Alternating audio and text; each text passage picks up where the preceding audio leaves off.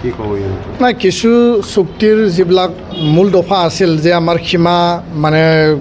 সম্প্ৰসাৰণ হ'ব লাগে 60খন গাঁও অলৰেডি সোমালে সেই 60খন গাঁৱৰ প্ৰায় 50,000ৰো অধিক ভোটাৰ এইবাৰ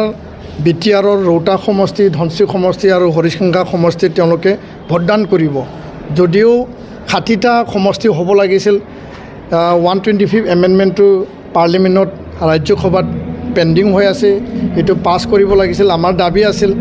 আৰু এইটো কাৰণে আমি গৃহমন্ত্ৰী ডাঙৰীয়াক জুলাই মাহত লগ ধৰিছোঁ গৃহ সচিবক আগষ্ট দানত লগ ধৰিছোঁ আমি কৈছোঁ যে অতি সোনকালে এই যি বিল এইটো পাছ কৰিব লাগে মনচুন ছেশ্যন উকলি গ'ল এতিয়া আহি আছে ডিচেম্বৰত উইণ্টাৰ ছেশ্যন তাৰ আগে আগে নিখিল বড়ো ছাত্ৰ সন্থাই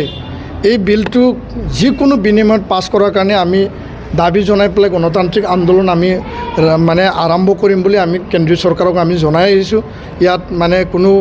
বেয়া পোৱাৰ কথা নাই আমাৰ দাবী আমাৰ আৱেগ অনুভূতি আমি ৰাখিছোঁ আৰু আনহাতেদি বড়ো ভাষা অসমৰ সহযোগী ৰাজ্যিক ভাষা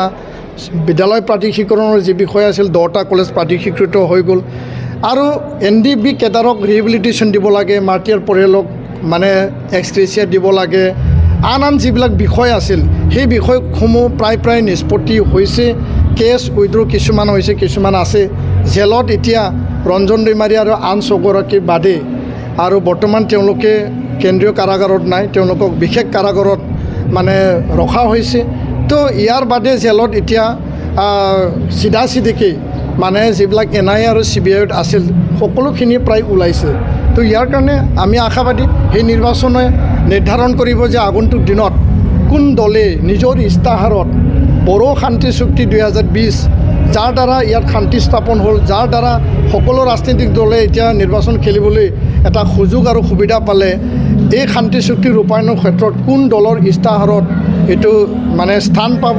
আৰু কোন দলে এই কমিটমেণ্টটো লৈ পেলাই আগবাঢ়িব তাৰ ওপৰত আমি বিবেচনা কৰিম তাৰ ওপৰত আমি এই ইলেকশ্যনটো নিৰ্ভৰ কৰিব ধন্যবাদ